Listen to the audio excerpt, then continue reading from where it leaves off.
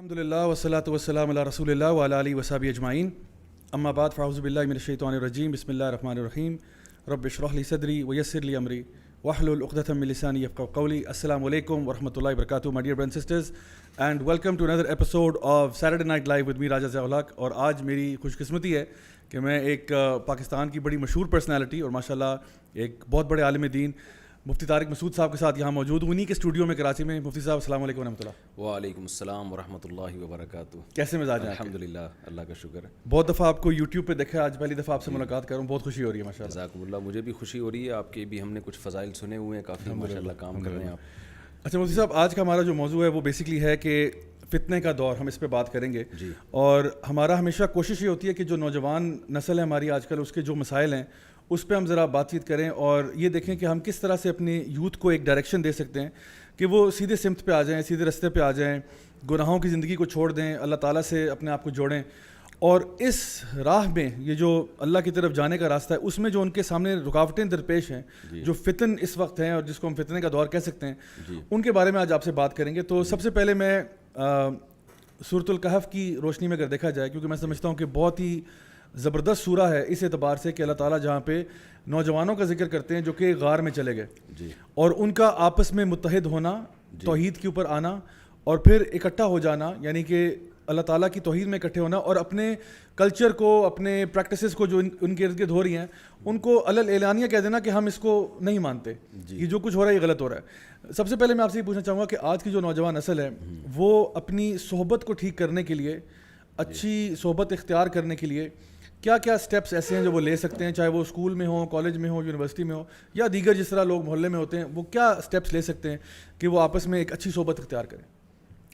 بسم اللہ الرحمن الرحیم۔ دیکھیے، آپ نے سب سے پہلے بات کی نا کہ فتنے کا دور ہے، خرابیاں کہاں کہاں آ رہی ہیں، تو صحبت کی بات تو میں بعد میں کرتا ہوں، تھوڑا سا میں اس پہ اگر آپ اجازت دیں۔ ضرور ضرور انشاءاللہ۔ دو قسم کے فتنے ہیں، ایک بہت سے لوگوں کے کانسیپٹ کلیئر نہیں ہے، صحیح کو غلط سمجھ رہے ہیں، غلط کو صحیح سمجھ رہے ہیں، اور کوئی پیمانہ نہیں ہے، کوئی معیار نہیں ہے، کوئی کرائٹیریا نہیں ہے جس سے یہ پتہ چلے کہ صحیح کیا ہے غلط کیا ہے۔ صحیح۔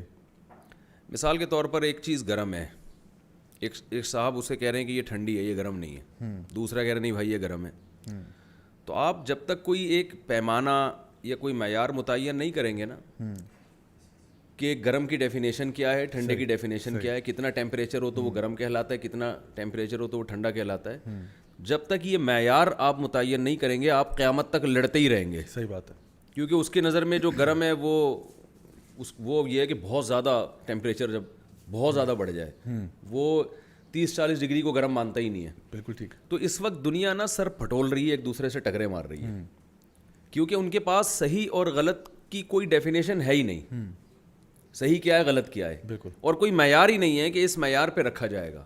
بعض لوگوں نے انسانیت کی خدمت کو معیار بنا لیا ہے، بالکل، ان کے یہاں ہومو سیکس بھی جائز ہے، بالکل، کیونکہ خدمت تو پھر یہ بھی ہے، بالکل ٹھیک ہے نا، اخلاقیات ہیں ہی نہیں ان کے یہاں۔ بے شک جی۔ بعض لوگوں نے اس کو بھی اس انسانیت کی خدمت میں، چونکہ بوڑھے والدین بھی رکاوٹ بنتے ہیں، والدین نے تو اپنی زندگی گزار لی، اب جوان لوگ کیوں بوڑھے والدین کو گھر میں رکھیں، ان کو اولڈ ہاؤس میں جمع کرا دینے کو بھی ٹھیک سمجھتے ہیں وہ۔ بالکل۔ تو کبھی بھی ہماری جو ینگ جنریشن ہے نا، جو خاص طور پہ یونیورسٹیوں میں، کیونکہ آپ کا زیادہ تر رابطہ پڑھے لکھے لوگوں سے ہوتا ہے الحمدللہ، تو بیسک چیز یہ ہے کہ آپ کے پاس کون سا ایک معیار ہے، کون سا ایک پیمانہ ہے، آلہ ہے، جس سے آپ کو یہ پتہ چلے گا کہ صحیح کی ڈیفینیشن کیا ہے، غلط کی ڈیفینیشن کیا ہے۔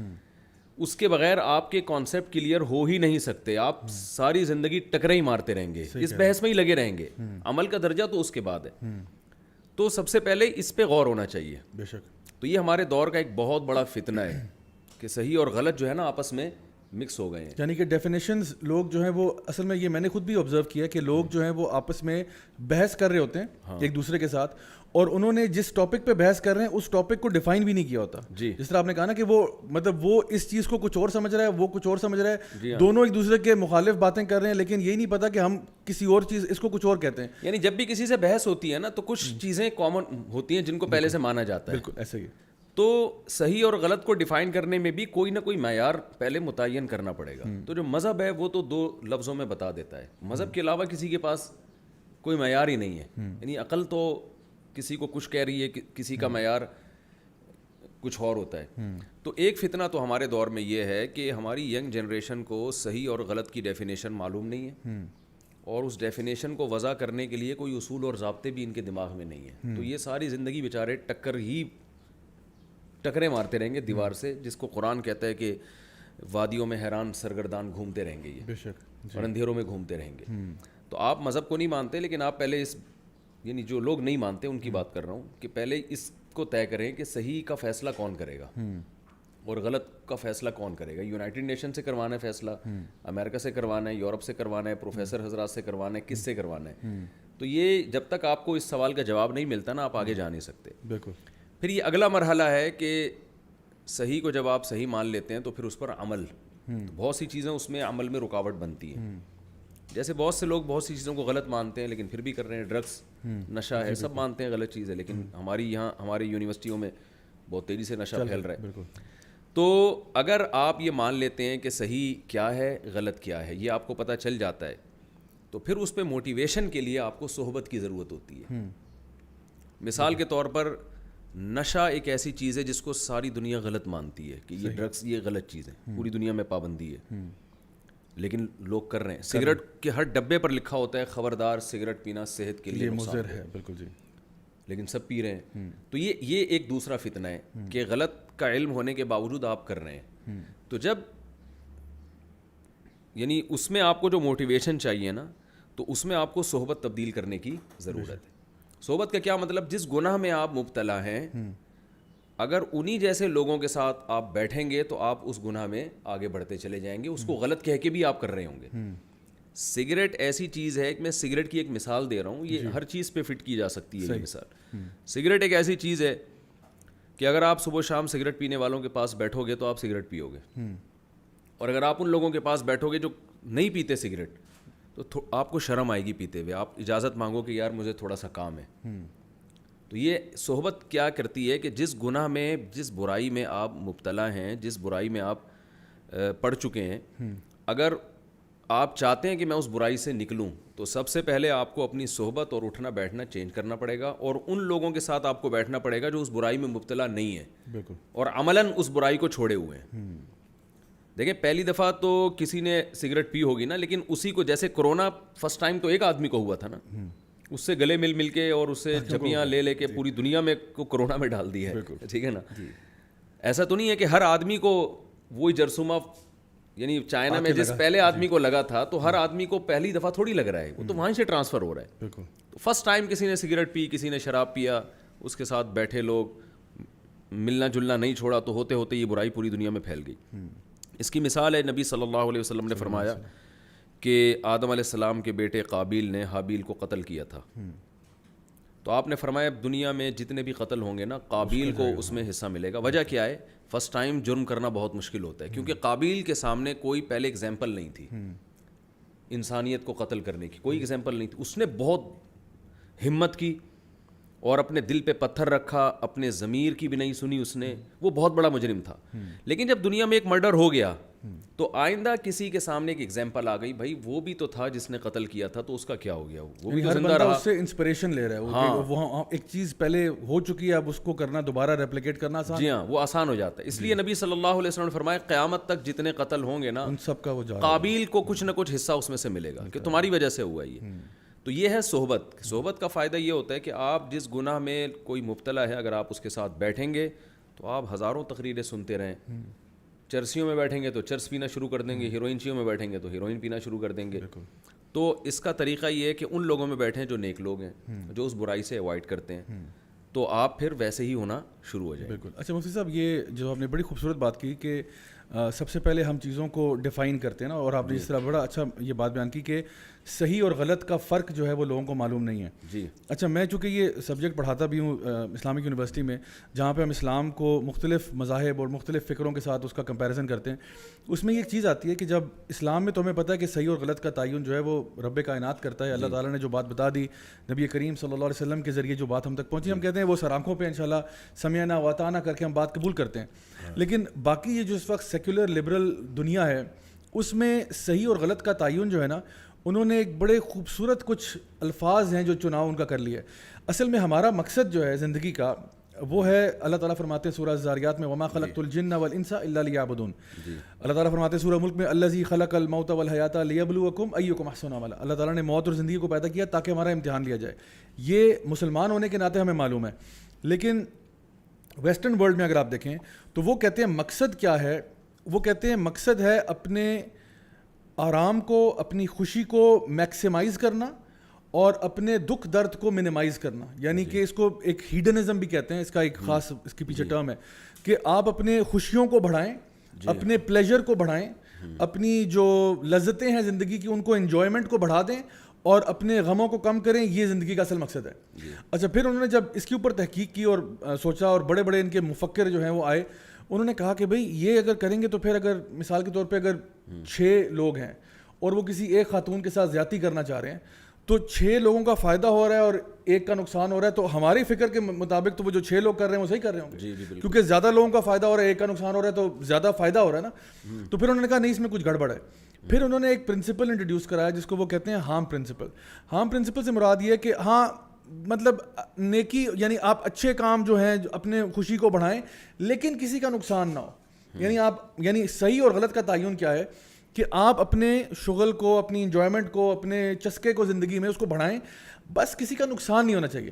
لیکن اس میں اب مسئلہ یہ پیدا ہوا کہ جس طرح آپ نے ہومو سیکشوالٹی کی بات کی تو کہتے ہیں کہ اگر 2 مرد آپس میں نکاح کر لیتے ہیں تو مولانا صاحب آپ کو کیا تکلیف ہو رہی ہے, اس میں کس کا نقصان ہو رہا ہے, اس میں ہم پرنسپل کہاں گیا؟ نعوذ باللہ ثم نعوذ باللہ. وہ تو یہ کہتے ہیں کہ جس کو ہم انسیسٹ کہتے ہیں, یعنی اگر باپ اپنے بیٹے کے ساتھ رشتہ کرنا چاہتا ہے یا باپ بیٹی کے ساتھ کرنا چاہتا ہے یا ماں بیٹے کے ساتھ کرنا چاہتی ہے, اللہ معاف کرے, تو اس میں بھی کہتے ہیں نقصان کیا ہے. جب دونوں آپس میں راضی ہیں تو قاضی صاحب آپ کا کیا بیچ میں کام ہو گیا؟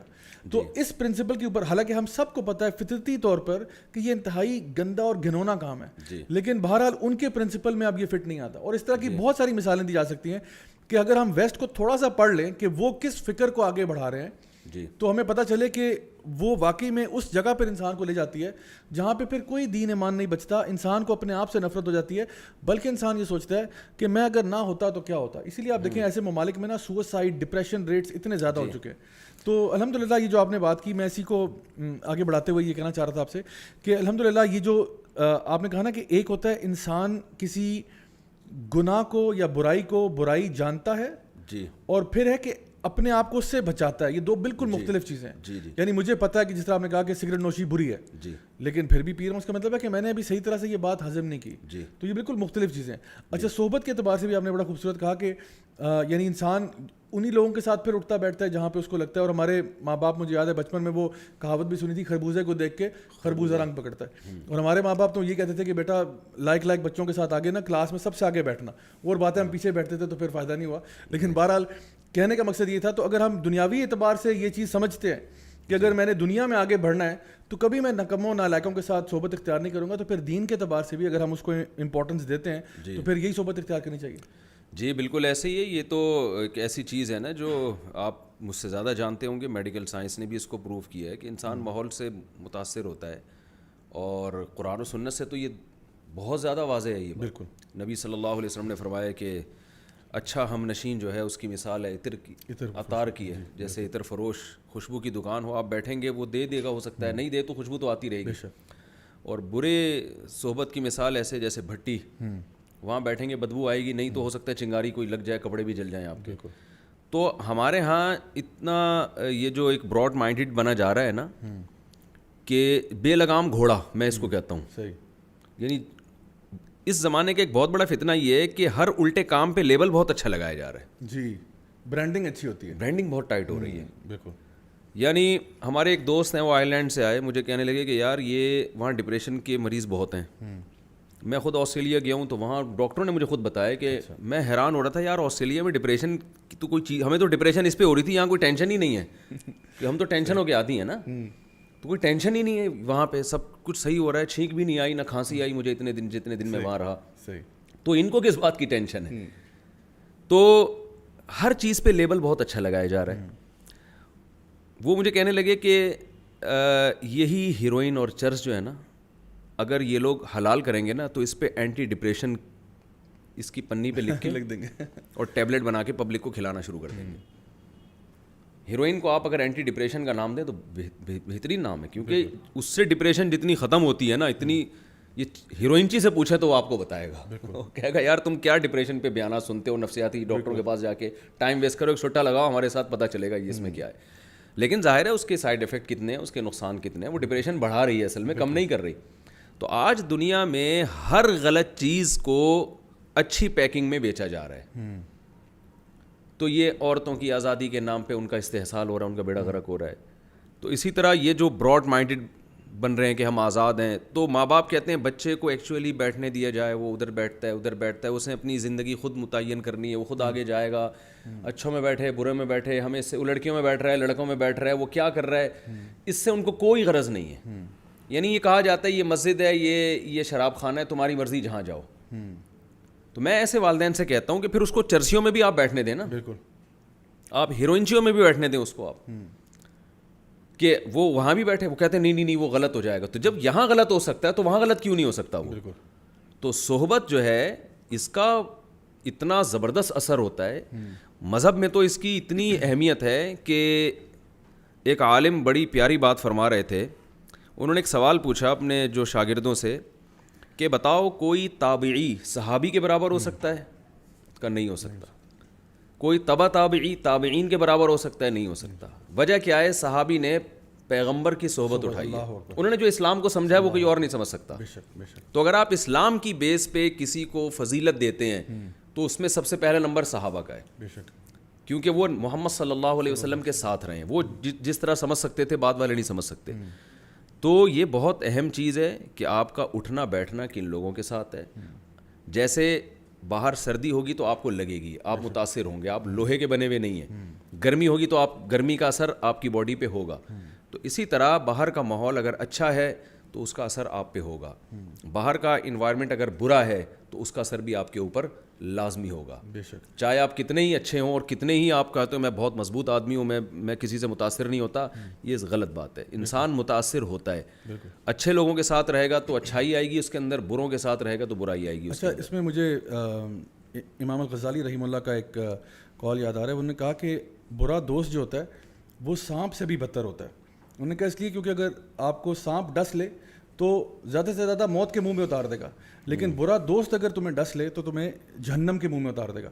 کہتے ہیں بلکہ میں تو اس سے ایک ہاتھ آگے جا کے یہ کہتا ہوں کہ برا دوست شیطان سے بھی بدتر ہوتا ہے, کیونکہ شیطان صرف آپ کو ایک مشورہ دیتا ہے, آپ کو صرف ایک وسوسہ دیتا ہے, آپ کو صرف ایک برائی کی طرف آمادہ کرتا ہے. لیکن برا دوست جو ہے وہ آپ کو پوری سلوشن دیتا ہے. وہ آپ کو گھر سے پک کرے گا, کریم کرا کے آپ کو جو ہے نا وہ جگہ پہ گناہ کی جگہ پہ لے کے بھی جائے گا, آپ کے ساتھ بیٹھ کے گناہ بھی کرے گا, گناہ کرنے پہ آپ کو شاباش بھی دے گا, واپس آپ کو ڈراپ سروس بھی دے گا. اس کے بعد کہے گا کہ بھئی ابا جان سے یہ بہانہ کرنا, اماں سے یہ بہانہ کرنا, پورا سلوک یعنی ہاتھ پکڑ کے جہنم چھوڑ کے آئے گا. تو کہتے ہیں کہ جتنے چرسی ہیروئنچی ہیں نا ان کو دوستوں نے ہی تو ہیروئن اور چرس پہ لگایا ہے. جتنے زانی ہیں ان کو دوستوں نے لگایا ہے. جتنے شرابی ہیں ان کو دوستوں نہیں لگایا. فطرتاً انسان جو ہے نا وہ اس کو نہیں پسند آ رہا ہوتا, لیکن کوئی کہتا ہے کر لے کوئی مسئلہ نہیں, کوئی کچھ نہیں ہوتا تو ایک دفعہ ٹرائی کر پھر دیکھ.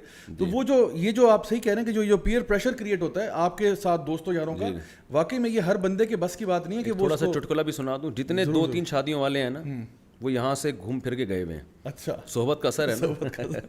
آپ دیکھیں کہ کسی نے بھی دوسری تیسری کی ہوئی ہے صحیح, تو سمجھ جائیں اس کا ہماری مسجد سے کوئی نہ کوئی تعلق ہے زیادہ تر. اچھا, تو یہ خیر ایک چٹکلا ہے یہ بتانے کے لیے کہ صحبت کا اثر ہوتا ہے. اور اب آپ ہماری بھابھی اب پتہ نہیں کتنی پریشان ہوں گی, تو میں ان کو بھائی کوئی ترغیب نہیں دے رہا. صحیح, تو ہماری بھابھی کو بتا دیے گا کہ مفتی صاحب سے ہماری بالکل ایک الگ قسم کی ڈسکشن ہوئی. یہ تو ویسے ہی درمیان میں بات آ گئی تھی. اچھا مفتی صاحب, یہ تو ہم نے بات کی کہ جہاں پہ ہم نے کہا کہ اصحاب کہف کا, جہاں اللہ تعالیٰ ان کے بارے میں ذکر کرتے ہیں کہ فتنوں کے دور کے اندر, کیونکہ یہ ایسی سورہ ہے سورۃ الکہف جو ہے جس کا بتایا گیا کہ یہ دجال کے فتنے سے بچنے کے لیے ایک بہت مؤثر سورہ ہے. اس کے اندر جتنے بھی اسٹوریز ہم اس میں پڑھتے ہیں وہ ساری کی ساری کوئی نہ کوئی ایسا ہمیں لیسن دے رہی ہوتی ہیں کہ جو ہمارے لیے آج بھی بہت ریلیونٹ ہے. ہم سمجھتے ہیں کہ آج بھی ہمارے لیے اتنا ہی اہم ہے جتنا پہلے تھا.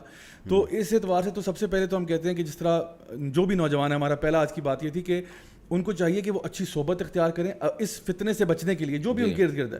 جب اچھی صحبت میں آئیں گے, جیسے اللہ تعالیٰ فرماتے ہیں قرآن مجید میں کہ یا ایھا الذین آمنوا اتقوا اللہ وکونوا مع الصادقین, کہ اے ایمان والو اللہ کا تقوی اختیار کرو اور صادقین کے بس ساتھ آ جاؤ, کونو ما صادقین, یہ نہیں کہا ان کی اتباع کرو, پیروی کرو, ان کے نقش قدم پہ چلو, بس ان کے ساتھ ہو جاؤ, باقی خود بخود آپ کے اندر بھی تقویٰ آ جائے گا. جو تقویٰ کی آگ ان کے دل میں بھڑک رہی ہے وہ آپ میں بھی آ جائے گی انشاءاللہ.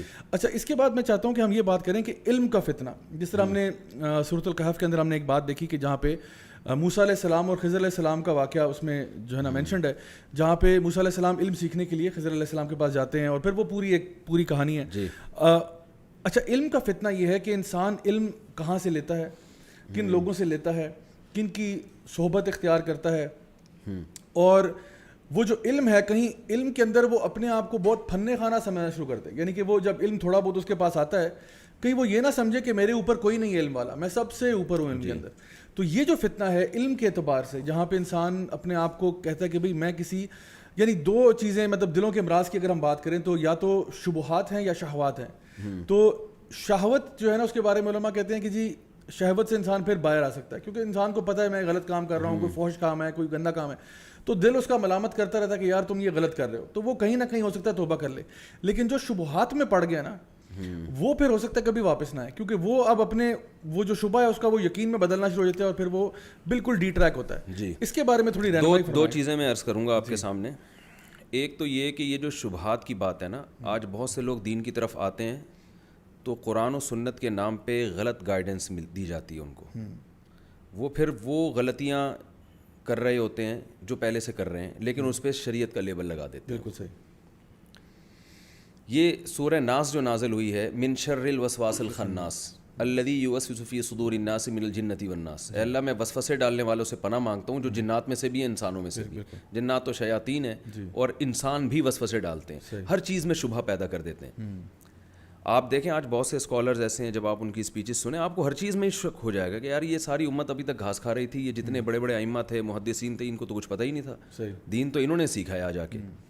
ہر چیز میں جو 1400 سال سے امت میں ایک اتفاقی چیزیں چلی آ رہی ہیں, حدیثوں کے ریفرنس, کچھ ترجمے, کچھ وہ چند ایک چیزیں ملا کے وہ ایسے پیش کرتے ہیں لوگوں کے سامنے کہ لوگ سمجھتے ہیں اصل اب 15ویں صدی میں اصل اسلام اب آیا ہے. 1400 سال سے تو یہ غلط چیز کو لوگ فالو کر رہے تھے. تو یہ فالٹ ہو کہاں سے رہا ہے؟ دیکھیں ایک اصولی چیز ہے. قرآن مجید میں اللہ تعالیٰ کا ارشاد ہے, اور میں قرآن کی آیت محض تائید کے طور پہ پڑھ رہا ہوں, ورنہ یہ تو ایک پوری دنیا کا ایک متفقون علیہ اصول ہے. میری اردو تھوڑی سی متفقون علیہ ٹائپ کی, کوئی مسئلہ نہیں, پرابلم تو نہیں ہوگی. نہیں کوئی پرابلم نہیں. مجھے نہیں پتا آپ کے آڈینس کس ٹائپ کے ہیں نا, وہ پھر حیران ہوتے ہیں یار یہ متفقون علیہ کیا لگایا. نہیں بالکل ٹھیک ہے, متفقون علیہ کا مطلب سب کا اس پر اتفاق ہے. جی بالکل. اچھا خیر ہے. تو وہ یہ طے شدہ اصول ہیں پوری دنیا میں کہ جب بھی کسی چیز میں کوئی رائے قائم کرنی ہو تو اس کے ماہرین کا اعتبار ہوگا. دیکھیں میڈیکل سائنس میں چائلڈ کے الگ اسپیشلسٹ ہوتے ہیں, شوگر کے الگ اسپیشلسٹ ہوتے ہیں, تو وہاں تو ہم یہ سب چیزیں مانتے ہیں کہ یار ایک عام جنرل فزیشین کے بجائے ہم شوگر کی بیماری میں ایک عام فزیشین کو بھی لفٹ نہیں کراتے, بلکہ شوگر کے اسپیشلسٹ کے پاس کوشش کرتے ہیں جانے کی. بچوں کے معاملے میں گلی محلے کے ڈاکٹر کے بجائے ہم کوشش کرتے ہیں یار اسپیشلسٹ کے پاس جائیں. لیکن دین کے معاملے میں ہم یہ بھی نہیں دیکھ رہے کہ یہ ڈاکٹر یہ اسکالر بھی ہے یا نہیں ہے. صحیح, یہ بھی نہیں دیکھ, اسپیشلسٹ ہونا تو بہت دور کی بات ہے. تو قرآن مجید میں اللہ تعالیٰ کا ارشاد ہے اذا جاءہم امر من الامن, یہ میں نے کرونا میں یہ بہت آیت پڑھی تھی میں نے.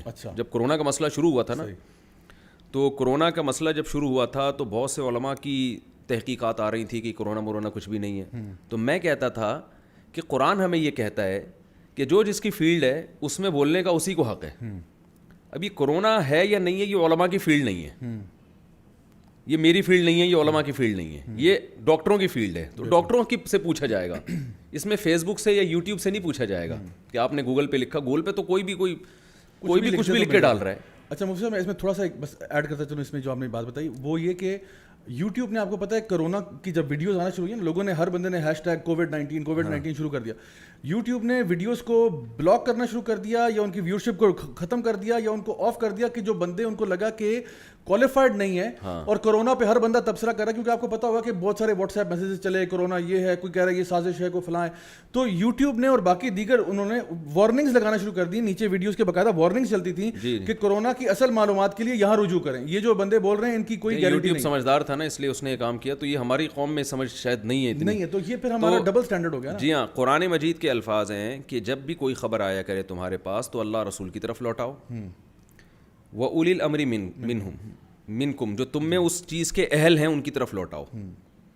तो कोई भी जब किसी चीज़ का अहल होगा ना तो खबर उसकी तरफ लौटाई जाएगी, डायरेक्ट उस खबर पे अमल नहीं किया जाएगा। तो ये कुरान और हदीस की भी खबरें या फतवा है, ये भी एक खबर है, तो इसको उसके माहिरीन की तरफ लौटाया जाएगा। बेशक। तो ऐसा नहीं होगा कि कोई भी शख्स हदीस का कोई रेफरेंस पेश कर दे और आप जो है वो उस पर अमल करना शुरू कर दें कि जी उसने रेफरेंस से बात की है। ऐसे तो मेडिकल साइंस के भी रेफरेंस हर एक के पास होते हैं। मैं किसी को बोल दूं कि भाई ये आप दवा खाएं और ये रेफरेंस है उसका, तो डॉक्टर नहीं मानेगा उसको। डॉक्टर कहेगा भाई ये किताबें हमारा काम है पढ़ना, इसको समझना हमारा काम है। तो दुनिया में उसूल ये है कि जो भी मसला होगा वो उसके माहिरीन से पूछा जाएगा। तो इल्म भी बाकायदा एक प्रॉपर तरीके से हासिल किया जाता है। एक सिलेबस है जो सदियों से चला आ रहा है। ये कोई इस्लाम आज तो नहीं आया ना दुनिया में, तो सदियों से है। तो एक सिलेबस है बाकायदा, वो जब तक आप प्रॉपर तरीके से पढ़ते नहीं हो। सिलेबस में बुनियादी 3 चीज़ें हैं। नंबर 1, आपको अरबी ग्रामर पे उबूर होना चाहिए, क्योंकि ये उर्दू में नहीं आया इस्लाम, ये अरबी में आया है। हमारे यहाँ बहुत से बड़े बड़े स्कॉलर हैं, उनको अरबी की अलिफ बे भी नहीं पता, लेकिन आप उनके सब्सक्राइबर मिलियंस में देखेंगे और वो कुरान और सुन्नत पे फतवे दे रहे हैं, हालांकि उनको ये भी नहीं पता कि ये हदीस का तर्जुमा जो हुआ है ये सही हुआ कि नहीं हुआ। वो अहवत को अहूत कहते हैं। अच्छा, यानी अहवत का लफ्ज़ जो है ना, ये कंपैरेटिव डिग्री है ना कि दूसरे के मुकाबले में ज़्यादा एहतियात। मैंने देखा है कि वो अहवत को पढ़ रहे हैं अहूत, यानी एक जो हमारे मदरसों का पहली जमात का बच्चा है उसको हंसी आती है, लेकिन लोग उनको बहुत बड़े स्कॉलर समझ रहे हैं। वो अल हज्जुल अकबर का तर्जुमा कर रहे हैं, यौमुल हज्जिल अकबर का तर्जुमा कर रहे हैं हज का बड़ा दिन। हालांकि जो ग्रामर जो बेस यानी ग्रामर की बेसिक मालूमात भी जिसके पास है उसको पता है ये मौसूफ सिफतें हैं, ये मुजाफ नहीं है कि हज का बड़ा दिन, इसका मतलब है बड़ा हज। हज का बड़ा दिन इसके मुराद नहीं है। और ये उम्रे से, उम्रा छोटा हज होता है और ये जो 10 ज़िलहिज्जा को होता है ये बड़ा हज होता है। बिल्कुल। तो जिनमें इतनी मालूमात भी नहीं है वो बड़े बड़े स्कॉलर बने हुए हैं। तो हर चीज़ का एक उसूल होता है कि आप उसके माहिरीन की तरफ लौटाएं, वो आपको बताएंगे। तो मैं अर्ज़ कर रहा था सबसे पहले अरबी ग्रामर है सही, जो इस्लामिक यूनिवर्सिटियों में या दीनी मदारिस में पढ़ाई जाती है। जी। आपको दीनी मदारिस से नफरत है तो कोई बात नहीं, आप यार इस्लामाबाद में इस्लामिक यूनिवर्सिटी से इल्म हासिल करो प्रॉपर तरीके से, वहाँ पढ़ लो। अगर आपको इस गेटअप में लोग अच्छे नहीं लगते आपको, ठीक है ना, लेकिन एक प्रॉपर एक सिलेबस होना चाहिए, एक निसाब होना चाहिए। तो सबसे पहले अरबी ग्रामर है, उसके बाद अरबी अदब में महारत के अरबी ज़बान पे कुछ उबूर हासिल हो। वो अरबी नहीं जो आज बोली जा रही है, वो अरबी जो 1400 साल पहले थी। उसके बाद उसको हदीस में उबूर हासिल हो। ये नहीं कि इधर एक हदीस सुन ली तो उस पर फतवा देना शुरू किया, उसके अपोजिट क्या हदीस है, उसमें फ़ुक़हा के अक़वाल क्या हैं, फ़ुक़हा कराम किस तरह से अहादीस पर अमल करते थे, उनके क्या उनकी यानी उनके सामने उसूल क्या थे। हर एक फ़क़ीह के अपने अलग उसूल। मेरी डॉक्टर ज़ाकिर नाइक से जब मुलाकात हुई तो उन्होंने कहा कि मैं पहले मेरे कॉन्सेप्ट अलग थे, अब मेरे बहुत सारे चेंज हुए हैं। ख़ास फ़िक़ह हनफ़ी के बारे में उन्होंने मुझसे कहा कि मुझे पहले इमाम हनीफ़ा के उसूल मालूम नहीं थे। सही। तो मुझे ऐसा लगता था, यानी मैं उनकी जो बात है अपने अल्फाज में बयान कर रहा हूँ, सेम वर्डिंग में थोड़ी बहुत, ज़ाहिर है मेरा इतना उन जैसा मेरा हाफ़ज़ा तो नहीं है ना कि मैं वो पूरे अल्फाज मुझे याद हों कि ये उन्होंने इरशाद फरमाया था। तो उसका मफ़हूम बयान कर रहा हूँ कि उन्होंने कहा कि इमाम हनीफ़ा रहमहुल्लाह के जो उसूल हैं उनमें सबसे पहला उसूल ये कि हर वो हदीस जो कुरान के ख़िलाफ़ होती है वो उसको रद्द कर देते हैं। तो उससे एक आम आदमी को बदगुमानी होगी कि ये इस हदीस को फॉलो नहीं कर रहे, हालांकि वो उसमें कुरान को फॉलो कर रहे होते हैं। तो हर मुज्तहिद का अपना, इमाम शाफी के अपने उसूल हैं। तो दूसरे नंबर पे हदीस है, तीसरे नंबर पे उसूल फ़िक़ह है। उसूल फ़िक़ह में यही होता है कि कुरान और सुन्नत से मसाइल निकालने के तरीक़े क्या हैं, कौन से बेसिक उसूल हैं जिन उसूलों को सामने रख कर आप कुरान और हदीस से मसला निकाल सकते हैं। क़यास की क्या शर्तें हैं, एक चीज़ हदीस में मिलती है तो आपने दूसरी चीज़ को उस पर क़यास करना है, तो किन शर्तों के साथ आप क़यास कर सकते हैं। तो ये भी एक हदीस की एक शर्त है। तीसरी शर्त जो फ़ुक़हा बयान करते हैं कि सहाबा कराम में कोई वाक़या हुआ हो मगर किसी ने भी उस हदीस से दलील ना पकड़ी हो, तो ये ख़ुद उस हदीस के इसकी अलामत है कि इस हदीस को सहाबा कराम ने मुस्तरद किया है, यानी इसमें कोई फॉल्ट है इस रिवायत में। جس کی وجہ سے صحیح ہونے کے باوجود اس پر عمل نہیں کیا جائے گا. ورنہ یہ مشہور حدیث تھی, تو صحابہ کرام میں جب یہ واقعہ ہوا تو وہ مسئلہ ہی حل ہو جاتا, لیکن کوئی بھی اس پر عمل نہیں کر رہا, یا تو یہ منسوخ ہے. یعنی یہ تو میں خلاصہ پیش کر رہا ہوں, کوئی نالج نہیں ہے ہمارے پاس. اجماع کی کیا حیثیت ہے, اجماع کی ڈیفینیشن کیا ہے, سب یعنی بڑے بڑے پھینکو بیٹھے ہوئے ہیں, اور جو اپنی طرف سے جو اجماع کی تعریف کرنا چاہے, یعنی آپ کو جب کوئی مسئلہ اچھا لگتا ہے تو آپ اس پہ اجماع بنا کے اس کو پیش کر دیتے ہیں. جب آپ کو کوئی مسئلہ اچھا نہیں لگ رہا تو آپ کہتے ہیں کہ اس کے خلاف پر اجماع ہے. اصل میں مفتی صاحب آپ نے بڑا اچھا یہ بات کی, کیونکہ اصل میں جو ایک فقی ہوتا ہے جو اصول فقہ کو پڑھ بھی رہا ہوتا ہے, سمجھ بھی رہا ہوتا ہے, اس کے بیس کے اوپر فتویٰ بھی دے رہا ہوتا ہے, وہ بیسکلی اصل میں وہ کیا کر رہا ہوتا ہے, وہ قرآن و حدیث کو پڑھتا ہے, سمجھتا ہے, اور اس میں سے پھر اللہ کی رضا نکال رہا ہوتا ہے. اصل میں اس کا مقصد یہ ہوتا ہے کہ مطلب وہ عربی زبان بھی سیکھ رہا ہے, وہ سمجھ رہا ہے, وہ دیکھ رہا ہے, وہ اسباب النزول دیکھ رہا ہے, جو آیات نازل ہوئی وہ کانٹیکس دیکھ رہا ہے. وہ مطلب جو ایک فقی ہوتا ہے اس کا بہت براڈ نالج ہوتا ہے, اور وہ یہ دیکھتا ہے کہ بھائی اصل میں جو قرآن و حدیث ہے اس میں سے اللہ کی رضا نکالنی ہے کسی بھی معاملے کے اوپر. اب اس کے لیے اب وہ ایک مجتہد ہے, وہ ایک چیز پہ اجتہاد کر رہا ہے, اور اس کے بارے میں وہ نبی کریم صلی اللہ علیہ وسلم کی حدیث آتی ہے کہ اگر وہ غلطی بھی کر لے تو اس کو پھر بھی ایک اجر. اچھا لوگ, سوری میں بات کاٹ رہا ہوں, لوگ یہ کہتے ہیں کہ غلطی تو امام شافعی سے بھی ہو سکتی ہے, ہم کہتے ہیں ہو سکتی ہے, لیکن وہ غلطی کے اہل تھے. جی بالکل, ہاں یہ بات, یہ بہت اہم چیز ہے کہ ایک آدمی غلطی کا اہل ہوتا ہے, جی اس سے غلطی ہوگی قابل معافی ہے. جیسے ڈاکٹر سے علاج کے دوران غلطی ہو جائے قابل معافی ہے, لیکن ایک عام آدمی بیٹھ کر اگر کلینک کھول کے علاج کرنا شروع کر دے تو تکے سے اگر 4-6 آدمی صحیح ہو بھی جائے نا تو اس کو ثواب نہیں ملے گا, یہ اس کا اہل نہیں ہے. آج کل وہ ٹی وی پہ پروگرام چلتے ہیں نا سر عام اور اس قسم کے پروگرام, وہ چھاپے مار دیتے ہیں لوگوں کو, کوئی جو ہے نا کمپاؤنڈر ہے وہ سرجریاں کر رہا ہے تو پکڑ لیتے ہیں کہ بھئی آپ تو اہل ہی نہیں, آپ کہاں سے سرجریاں کر رہے ہیں. تو اگر یہ ایک بندہ بھی مارے گا تو اس کے اوپر تو کیس ہو جائے گا کہ تم نے جی بندہ مار دیا, کیونکہ اس کو وہ یعنی نیگلیجنس میں ڈالتے ہیں کہ جی لاپرواہی میں ڈالتے ہیں کہ اس نے کیسے بندہ مار دیا. لیکن ڈاکٹر جو ہیں وہ آئے دن ان سے بندے مرتے بھی نہیں, تو مسئلہ اس لیے نہیں ہے کیونکہ وہ ڈاکٹر کو جتنا اللہ نے علم دیا اس نے اس حساب سے کیا, آگے اللہ کی مرضی. بالکل ٹھیک ہے نا. تو یہ اجتہاد میں بھی ایسا ہی ہے کہ جو مجتہد ہے پراپر, جس نے علم حاصل کیا ہے, وہ اگر بیان کرنے میں ان سے غلطی بھی ہو جائے تو حدیث میں آتا ہے معاف ہے. عام آدمی کے بارے میں نہیں ہے یہ کہ اس سے غلطی ہوگی تو معاف ہوگی. تو میں ایک چھوٹی سی اور بات کر دوں, اصول فقہ میں بھی پڑھایا جاتا ہے کہ ایک حدیث ہے جس سے ہمیں ایک خاص مسئلہ پتہ چل رہا ہے, لیکن اس حدیث کو بیان کرنے والے صحابی کا فتویٰ اس کے خلاف ہے, تو بھی بہت سے فقہا کا اصول ہے پھر اس حدیث پر عمل نہیں کیا جائے گا. اس لیے کہ اگر ہم یہ کہتے ہیں کہ ہم قول رسول کو لیں گے, قول صحابی کو نہیں لیں گے, تو سوال پیدا ہوتا ہے پھر یہ تو صحابی نے خود نبی کی مخالفت کر کے ان کی عدالت تو پھر مجروح ہو گئی نا. یعنی اس کا مطلب پھر انہوں نے کیوں مخالفت کی حدیث کی. یا تو پھر ہم یہ کہیں گے کہ آگے صحابی کے نیچے جو بیان کرنے والے ہیں ان سے کوئی حدیث بیان کرنے میں غلطی ہوئی ہے, یا یہ ہوا ہے کہ یہ حدیث تھی مگر منسوخ ہو چکی ہے, ورنہ یہ صحابی اس کے خلاف فتویٰ کیوں دے رہے ہیں. تو یہ بحثیں اصول فقہ میں پڑھائی جاتی ہیں. ان تمام بحثوں کو نظر انداز کر کے آج ایک ٹرینڈ چل پڑا ہے کہ اذا صح الحدیث فہو مذہبی, بس جو بھی حدیث ملے گی وہ ہمارا مذہب ہے, ہم صحیح حدیث کو مانتے ہیں, اس کے علاوہ نہیں مانتے. تو اس کا مطلب یہ جو صدیوں سے اصول فقہ اور مدارس اور یہ سب کچھ یونیورسٹیاں چلی آ رہی ہیں جہاں اسلام پڑھایا جا رہا ہے, لوگ مجتہدین کو فالو کرتے آ رہے ہیں, علم حدیث میں محدثین کو فالو کر رہے ہیں. علم حدیث میں حدیث کو صحیح یا ضعیف کہنے میں محدثین کی رائے کا اعتبار ہے.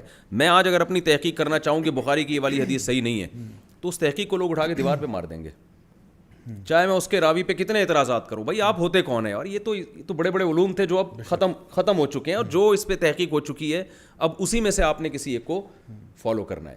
تو میں لوگوں سے ایک اپیل کرتا ہوں کہ آپ دین کی طرف جب آئیں تو آپ نے ان علماء سے علم حاصل کرنا ہے جو پراپر کسی ادارے سے پڑھے ہوئے ہوں, بالکل باقاعدہ اصول فقہ پڑھے ہوئے ہوں, تفسیر پڑھے ہوئے ہوں, تفسیر اردو میں نہیں, جو عربی تفسیر, جو قرآن جس میں نہ ان کو گرامر سے تفسیر آتی ہو. ایسا نہ ہو کہ وہ جو ہے نا ادھر تفسیر پڑھ لی, اس کتاب سے پڑھ لی, اس کی وہ تو پھر عامی آدمی کو تو تفسیروں تو درجنوں قسم کی ہیں, صحیح بھی ہیں غلط بھی ہیں. تو پراپر وے میں جب علم, لوگ اس میں ایک سوال پوچھتے ہیں کہ بہت سے علماء غلط بھی تو گائیڈ کر رہے ہیں نا, تو اس کا میں جواب یہ دیتا ہوں کہ بہت سے ڈاکٹر بھی تو غلط علاج کر رہے ہیں نا. تو آپ کو صحیح اور غلط ڈاکٹر کا فرق معلوم ہونا چاہیے, تو اسی طرح صحیح اور غلط علماء کا فرق آپ کو معلوم ہونا چاہیے. میں آپ کو یہ بتاؤں مفتی صاحب, میرے اپنے کچھ اساتذہ میں ایسے بھی ہیں جو ماشاءاللہ بہت زیادہ نالجبل, بہت زیادہ انہوں نے اپنی پوری زندگیاں لگا دیں علم سیکھنے میں, سکھانے میں, پڑھنے پڑھانے میں, اور ان کے پاس کوئی سوال لے کے آیا تو انہوں نے, حالانکہ مجھے معلوم تھا کہ شاید وہ مجھ سے پوچھتا, شاید میں جواب دے دیتا, مطلب جذبات میں آتے ہوئے, لیکن ان شیخ کے پاس ایک شخص نے سوال پوچھا تو انہوں نے کہا کہ یہ مسئلہ جو ہے نا آپ فلاں شیخ سے پوچھیں, وہ اس کے ماہر ہیں. سوری میں بات کاٹ رہا ہوں آپ کی, امام مالک کتنے بڑے عالم تھے, مالک تبع تابعین میں سے ہیں, اور حدیث میں آتا ہے کہ عنقریب مدینہ میں ایک ایسا شخص پیدا ہوگا کہ جس کی طرف اونٹوں کے کجاوے کسے جائیں گے, پوری دنیا سے لوگ علم حاصل کرنے آئیں گے. تو جمہور محدثین کی رائے یہ کہ اس سے مراد امام مالک ہیں. لیکن امام مالک سے ایک محفل میں سوال پوچھے گئے, 30-35 سوالات تھے. سوال پوچھے تھے ہاں, کہتے ہیں کہ 30 یا 36 سوالوں کے جواب میں انہوں نے کہا لا ادری, مجھے اس کا جواب معلوم نہیں.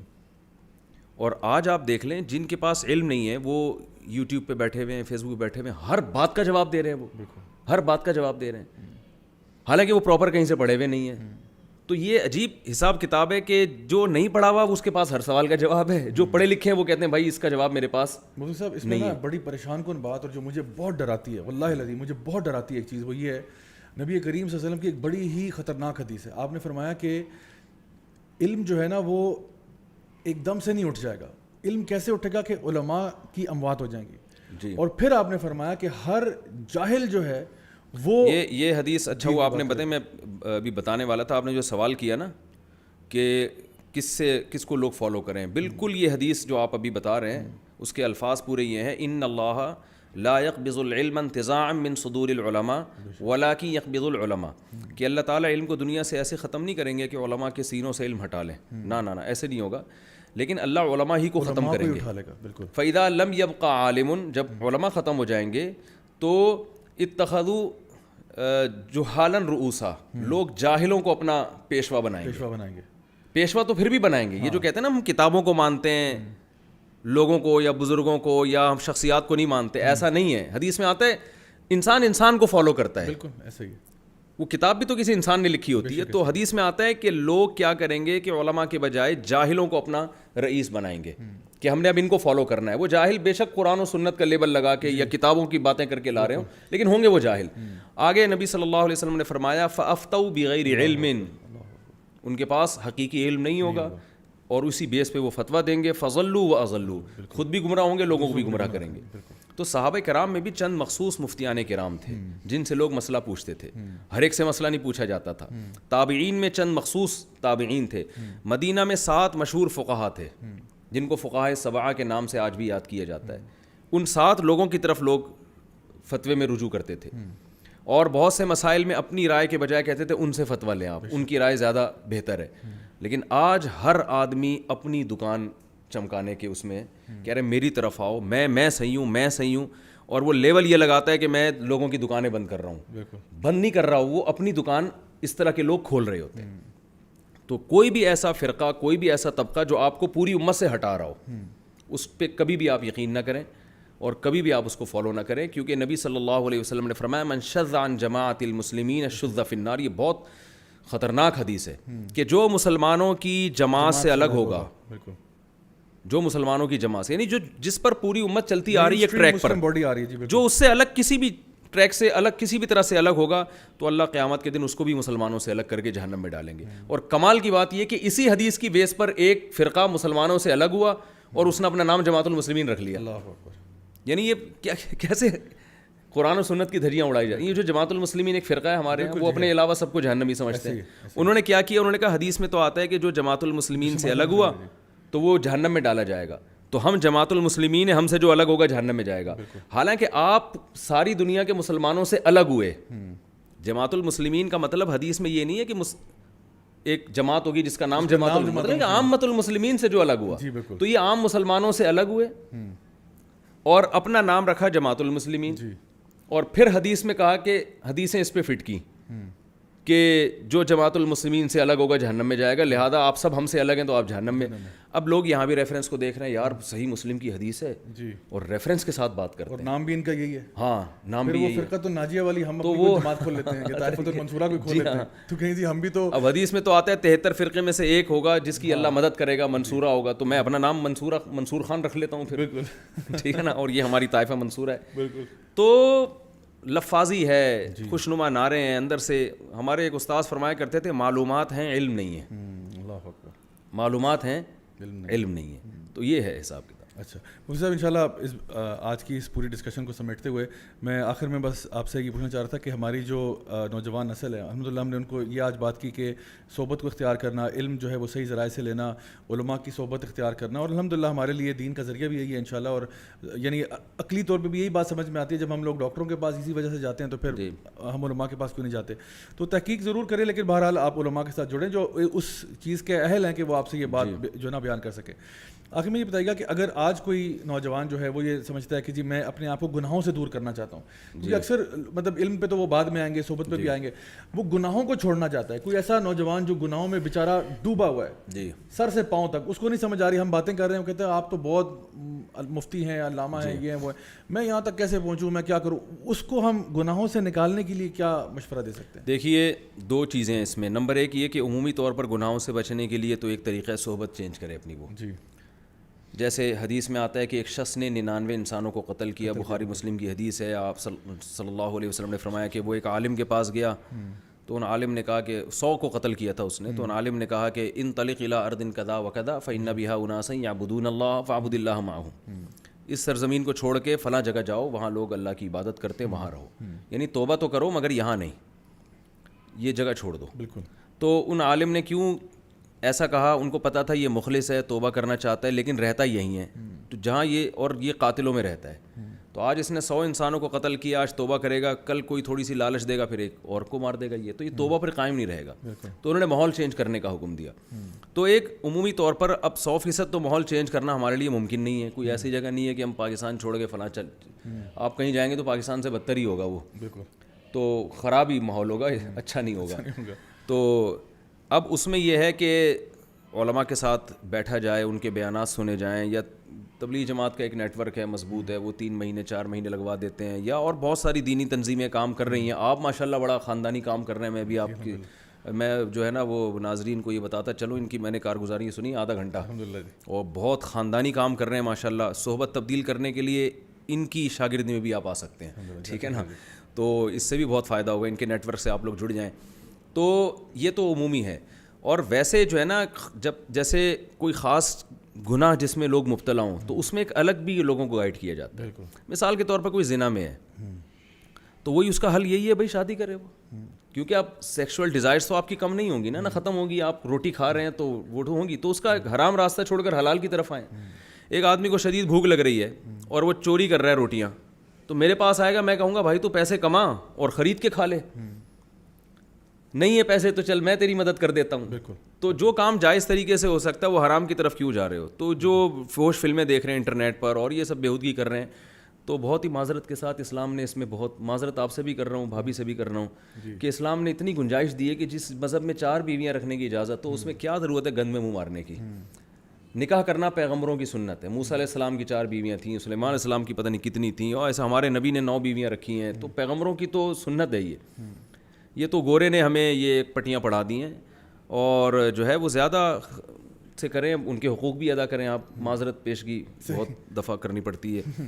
تو کوئی خاص گناہ میں کوئی مبتلا ہونا تو اس کا حل پھر آلٹرنیٹ بتایا جاتا ہے، اور ہر چیز کا آلٹرنیٹ موجود ہے. میں تو اس PUBG کو بھی غلط سمجھتا ہوں، سارا دن کھیلتے رہتے ہیں. میں لوگوں سے کہتا ہوں یار انٹرٹینمنٹ کے لیے اور بہت ساری چیزیں ہیں. اب آپ یہ نہیں کریں گے کہ اس سے وہ چیز چھڑوا دیں، بلکہ اس کا کوئی متبادل دیں. اس سے پہلے متبادل دیں آپ اس کو. متبادل یہ ہے کہ یار اور تفریح کی کم چیزیں ہیں دنیا میں. ہارس رائڈنگ کریں آپ اسکائی ڈائیونگ کریں، آپ تفریح کریں، گھومیں پھریں، بالکل ایسی چیز صحیح ہے نا. مری جائیں، آپ کرکٹ کھیلیں، آپ بیڈمنٹن کھیلیں، اور اس سے آپ کو خوشی ہوگی، بالکل مزہ آئے گا اس میں. تو بہت ساری تفریح کی چیزیں ہیں وہ آپ استعمال کریں. تو جو بھی کوئی نشے کا عادی ہے تو نفسیاتی ڈاکٹر نشہ چھڑواتے ہیں. میں خود بہت سے بیماری جو اس طرح کی برائیاں ہوتی ہیں ان کو نفسیاتی ڈاکٹروں کا بتاتا ہوں کہ اس میں آپ کی جو صحیح گائیڈ کر سکتا ہے آپ کو، وہ نفسیاتی ڈاکٹر کرے گا. وہ کیونکہ یہ فیلڈ ڈاکٹروں کی ہے. وہ آپ کو اس نشے نے آپ کی باڈی کو کتنا ڈیمیج کیا ہے، فوری چھوڑنے سے آپ کو فائدہ ہوگا نقصان ہوگا، کتنی کوانٹٹی آپ کو لینی پڑے گی، اور اس کے آلٹرنیٹ کیا ہے. تو یہ ڈاکٹروں کی فیلڈ ہے. تو میں بہت سے نشے کے مریضوں کو ڈاکٹروں کے پاس بھیج دیتا ہوں. تو یہ یعنی اس میں کچھ جو ہے نا جس کی جو بیماری ہو یا جس میں جو برائی ہو تو پھر اس کو اسی برائی کے حساب سے. لوگ عشق کے مریض بھی ہوتے ہیں دنیا میں، کسی لڑکی کا عشق ہو گیا اور وہ پاگل ہو رہا ہے. ابھی ایک خودکشی کی ویڈیو دیکھی میں نے, اللہ تعالیٰ بچائے, وہ لڑکی کے عشق میں گولی مار دی اس نے اپنے آپ کو. تو یہ بھی ایک بیماری ہے. تو ان لوگوں کا بھی علاج ہوتا ہے, ان کو ایک خاص طریقہ بتایا جاتا ہے, بھائی اس سے تمہارے دل سے یہ اصل تو یہ ہے کہ شادی کر لو, لیکن سامنے والا راضی نہیں ہے. جب راضی نہیں ہے تو زبردستی تو نہیں ہوگی نا, تو پھر اس میں یہ کہ بھائی ختم کرو, اپنے دل کو ہٹاؤ یہاں سے. ہٹ نہیں رہا تو آؤ, ہم آپ کو طریقے بتاتے ہیں, انشاءاللہ ہٹیں گے, آپ کا دماغ وہاں سے ہٹ جائے گا. لیکن کوئی بندہ چاہے نا, وہ چاہتا ہی نہیں ہے نا. ایک واقعہ سنا دیتا ہوں کہ مولانا شلوی تھانوی رحمۃ اللہ علیہ کے پاس ایک شخص آیا اور کہنے لگا کہ میں عاشق ہو گیا ہوں کسی گھوسن کا. گھوسن ہوتی ہے جو دودھ بیچنے والی نہیں ہوں, گاؤں دیہاتوں میں ہوتی. تو انہوں نے کہا کہ اچھا ٹھیک ہے, میں تیرا علاج کرتا ہوں. تو علاج میں پہلی بار تو علاج کے لیے آیا, انہوں نے کہا کہ میں علاج کرتا ہوں. تو پہلا تو اس میں یہ ہے کہ تو اس کے پاس دودھ لینے کے لیے نہیں جائے گا, اچھا, اور اس سے کبھی بات نہیں کرے گا. تو اس نے کہا یہ نہیں ہو سکتا, مجھے تو دودھ کی ضرورت نہیں ہوتی, میں صرف اس سے بات کرنے کے لیے دودھ خریدنے جاتا ہوں, تو یہ نہیں ہو سکتا. تو ان کے پاس ایک ڈنڈا تھا, انہوں نے اٹھا کے اس کو لگایا, اچھا, یا تھپڑ مارا زور سے, اور کہا کہ تو آیا علاج کرنے کے لیے, اور جب تجھے کوئی بات بتائی جاتی ہے تو تو کہہ رہا ہے میں نہیں کروں گا یہ, تو اس کا مطلب تیرا مقصد علاج ہے ہی نہیں. بالکل. تو اتنی زور سے تھپڑ لگایا نا, پہلے لوگ علماء کے تھپڑ چانٹے کھا لیا کرتے تھے. اگلے دن آیا, کہنے لگا وہ ایک تھپڑ سے میرا عشق ختم ہو گیا ہے. ٹھیک ہے نا. تو جو علاج کرنا چاہتا ہے اس کا علاج ہوتا ہے, لیکن وہ سمجھے کہ مجھ میں یہ برائی ہے اور یہ چھوٹ سکتی ہے, یہ ناممکن نہیں ہے. تو اس میں ہر ایک کو الگ طرح سے گائیڈ کیا جاتا ہے. مجھے صاحب ایک چھوٹا سا واقعہ میں بھی سنا دیتا ہوں. میرے پاس ایک لڑکا ہے جی, وہ کہتا ہے کہ مجھے جو ہے نا عشق ہوا ہے, اور اس کا مسئلہ یہ تھا کہ اس کو عشق ہوا تھا کسی ایسی خاتون سے جن کی پہلے سے شادی ہوئی تھی. اور اب ظاہری بات ہے, اس کو تو میں کچھ نہیں کہہ سکتا تھا کہ بھائی اب ان کے ساتھ اب آپ نے کیا کرنا ہے, کیونکہ کوئی یونیورسٹی کالج کا افیئر تھا. لڑکی کی جو ہے ماں باپ نے شادی کرا دی اس کی مرضی کے خلاف, لیکن بعد میں وہ وہاں پہ سیٹ ہو گئی, اس کا معاملہ ٹھیک ہو گیا. تو یہ بیچارہ پیچھے سے دل ٹوٹا لیے گھومتا تھا. شعر سناؤں جی, دل کے ارماں آنسوؤں میں بہہ گئے, ان کے بچے ہم کو ماموں کہہ گئے. یہ ہو گیا اس کے ساتھ. بالکل ایسا ہی ہوا جی. تو وہ جی بیچارہ بڑا غمگین میرے پاس آیا. میں نے سے کہا کہ پہلے میں نے بڑا اس کا کاؤنسلنگ کی بڑا سمجھایا بجایا اس کو, لیکن وہ نہیں سمجھا. تو مجھے لگا شاید یہ کوئی جنات والا مسئلہ ہے, کیونکہ اس کے اوپر نا واقعی کوئی جن چڑھ گئے.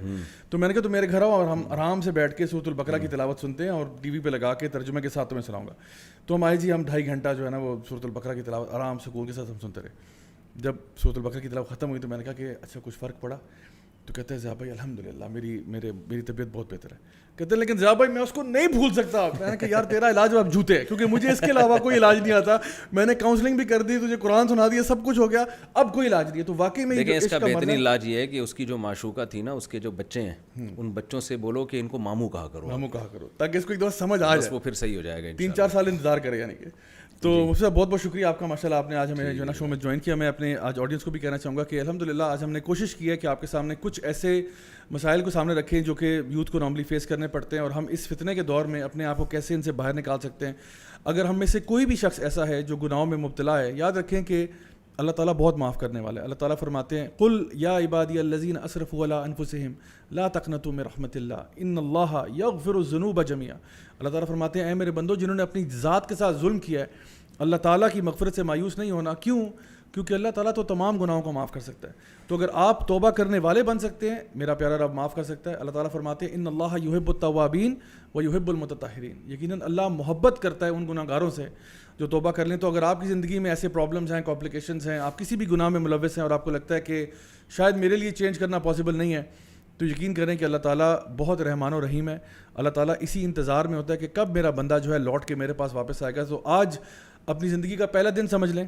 اگر آپ نے یہ ویڈیو غلطی سے بھی دیکھ لیا تو چلیں الحمدللہ, آپ سمجھیں کہ آج میری زندگی کا پہلا دن ہے. آج سے میں اپنی لائف کو ٹرانسفارم کروں گا, آج سے اپنی لائف کو چینج کروں گا, اور انشاءاللہ نبی کریم صلی اللہ علیہ وسلم کی حدیث ہمارے سامنے, آپ نے فرمایا جو شخص اللہ کی طرف چل کے آتا ہے اللہ اس کی طرف دوڑ کے آتا ہے. انشاءاللہ آئی ہوپ کہ آج کے سیشن سے آپ کو فائدہ ہوا ہوگا. مفتی صاحب ایک دفعہ پھر بہت بہت شکریہ آپ کا, بہت اچھا لگا آپ سے آج, اچھی گپ شپ لگائی آپ کے ساتھ ماشاءاللہ, اور بہت سیکھنے کو بھی ملا. میں انشاءاللہ آپ لوگوں سے دوبارہ ملاقات کروں گا جی next week, same time same channel. Until then والسلام علیکم ورحمۃ اللہ وبرکاتہ.